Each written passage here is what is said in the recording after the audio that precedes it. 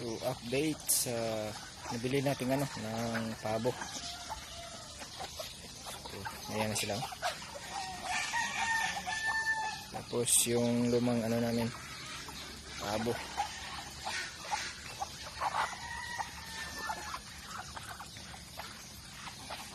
Halo-halo yung mga manok. So may mga basilan tayo. So yung mga inahin nating so basilan. So yung mga itim, yan. So mga basilan yan. Pero hindi siya pure basilan. So na-mix lang po siya. So maganda naman. So natimbang namin yung isa yan. So mahigit mag 3 kilos. So malaki na talaga siya. So yung pabo natin, yung lumang pabo natin, ganun na siya. Sobrang hindi naman siya katandaan, pero hindi siya marunong sa babae. So kahapon sa napansin ko yung nabili natin, yung babae. So magpapakasta na siya. So di ko alam po ito kung kakasta ba to. So tingnan lang natin. So kahapon nakita ko talaga na umupo siya So kulang na lang yung lalaki. So puntahan natin yung iba. So ayan, area na yan. Para tayo. Page muna yung pakain natin ngayon. So naubusan tayo ng ng balanghoy. So ang pakain ko talaga dito mix balanghoy. So, ang dami namin balanghoy doon sa likod. So maputi kasi. Kaya sunod na lang. So, dito naman yung mga sisiyo natin. Season talaga ng mga manok. Pisaan ng mga ng mga itlog.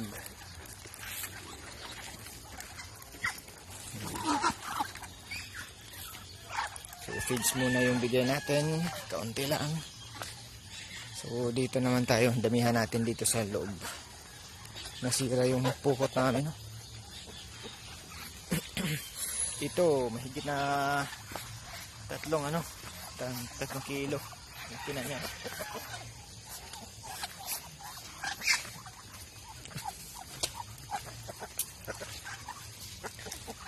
So tingnan natin kung may nangingitlog ba ditong itik. Ay, nandito pala yung yung pabo namin, nabasa sa ulan. Hala.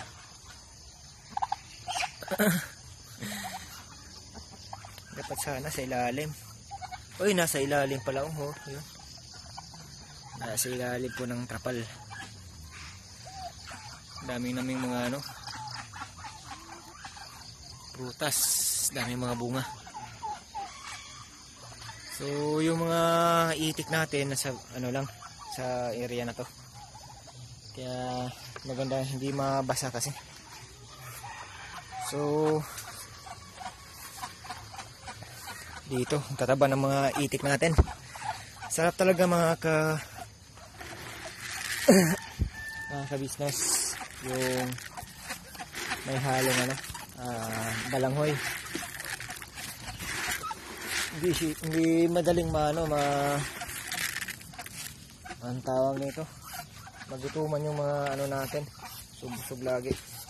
So ito sa ko nagkasakit to. So ngayon nakakain lang ng balanghoy, mix balanghoy. So ngayon tatabanan nyo. So pinutulan ko na ng pakpak.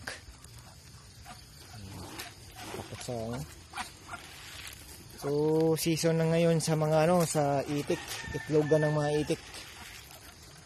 Kaya handa-handa na tayo sa paglabas nila. Ang dami pong mga ang itik dito. So dito na. Takot.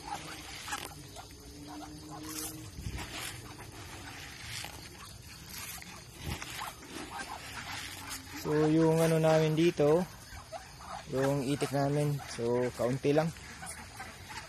So kinatay namin yung iba kasi sobrang tanda na. Kaya nagano kami dito sa tubig. Naka-hose. So dapat ganyan para hindi maubusan ng ng tubig. So sa sapa tayo kumuha ng tubig dito.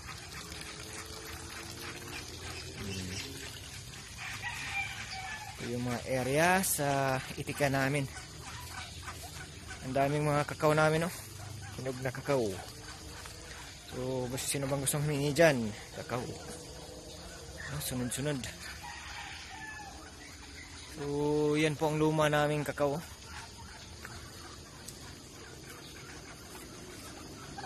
Grabe, ang hahaba na. So ang daming mga bunga niyan. Daming hinog. So bahay itik. So dyan sila.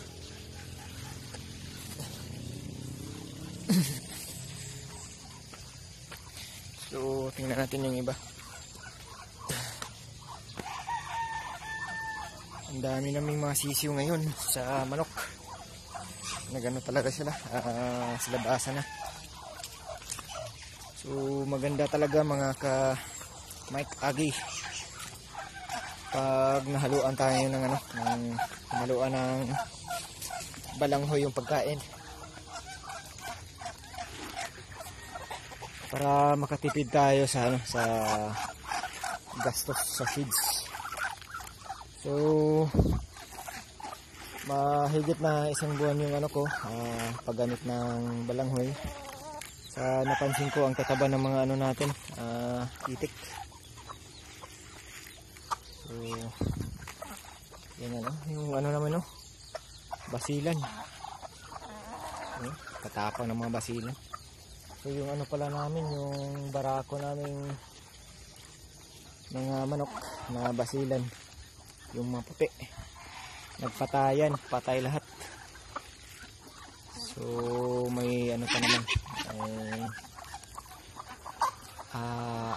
apat na barako. So kinang tinatay na lang namin. Yung nabuta namin wala na, patay. So lipat man tayo sa kabila.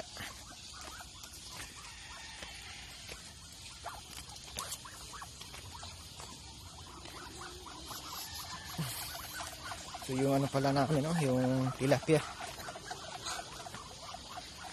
So ang dami ng puno na sa water lilies.